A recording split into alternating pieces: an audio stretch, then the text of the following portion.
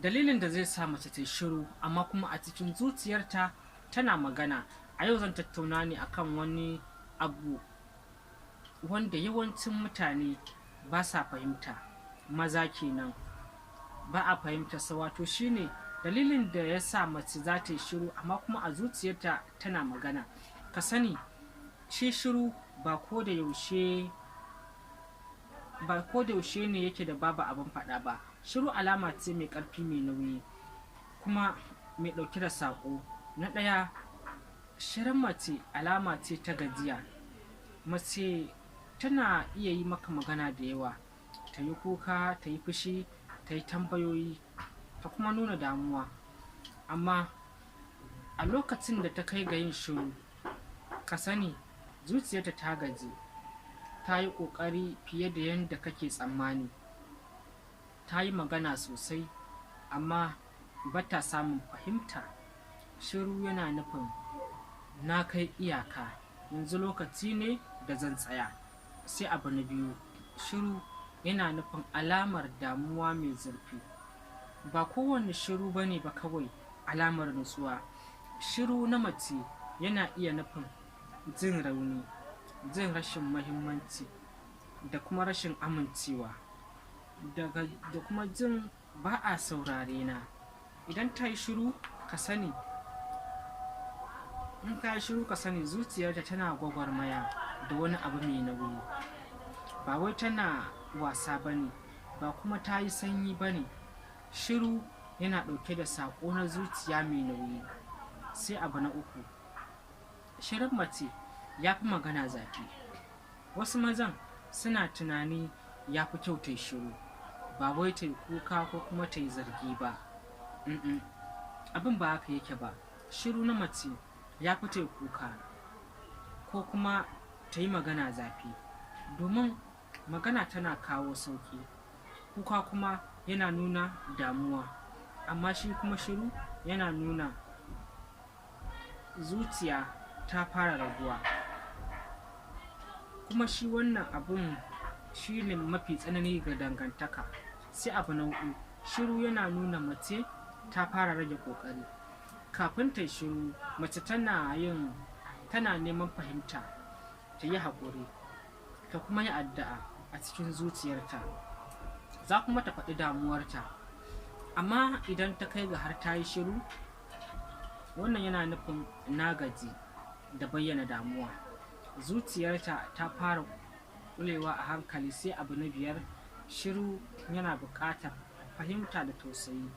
Lokacin da mace ta yi shiru, namiji mai hikima baya ƙara matsa mata, baya cewa meye ya faru a cikin fushi, baya wulaƙanta ta ko kuma ya yi dariya da damuwarta. A maimakon hakan, sai ya nuna fahimta, nutsuwa, da kuma girmamawa, da kuma soyayya cikin tausayi. Idan ka fahimce ta, shiru zai iya zamowa farkon gyara na dangantaka, ba wai ƙarshen ta ba. Sai abu na shida, shiru yana iya bayyana damuwar da ba a faɗe ta ba. Mace tana iya yin shiru saboda abubuwa da yawa, kamar tana jin rauni sosai, ta rasa tsaro a cikin soyayya, tana jin an yi sakaci da ita, tana kuma jin ba a mutunta ra'ayinta. Shiru yana nuna akwai abin da zuciyarta take raɗawa, amma kuma ba ta iya faɗar su.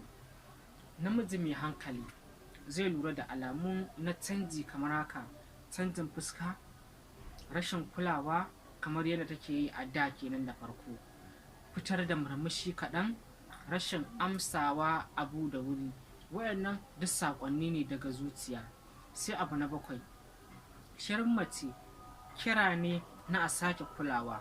Idan ka yi a hankali, za ka gane cewa shirin mace kira ne na neman kulawa, alamar cewa tana so a saurare ta da nutsuwa, a kuma ba ta tsaro a zuciya.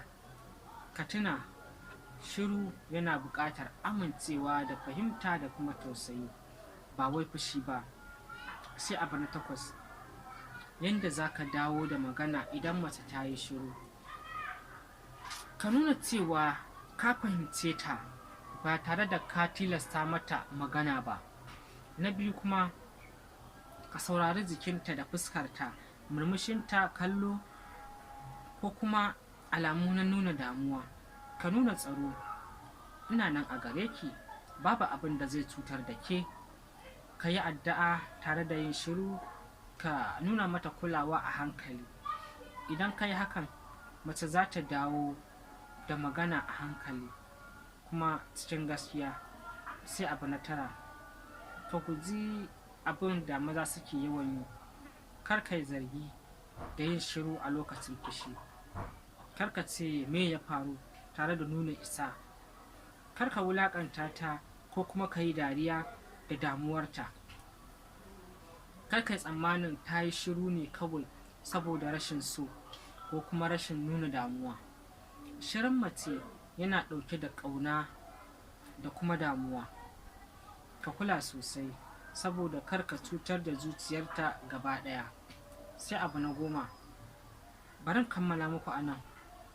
Saurayi ko kuma namiji, ka gane cewa shirin mace ba wasa ba ne, ba wai kawai nutsuwa ko kuma rashin kulawa ba ne.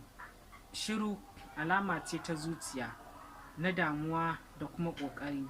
Ka saurare ta cikin nutsuwa, ka nuna ka fahimce ta tare kuma da nuna tausayi. Ka tabbatar mata da tsaro, ka kula da zuciyarta fiye da zuciyarta ko kuma kalmarta. Idan ka yi hakan, shiru zai zama farko na sake haɗuwa mai ƙarfi, ba wai ƙarshen soyayya ba.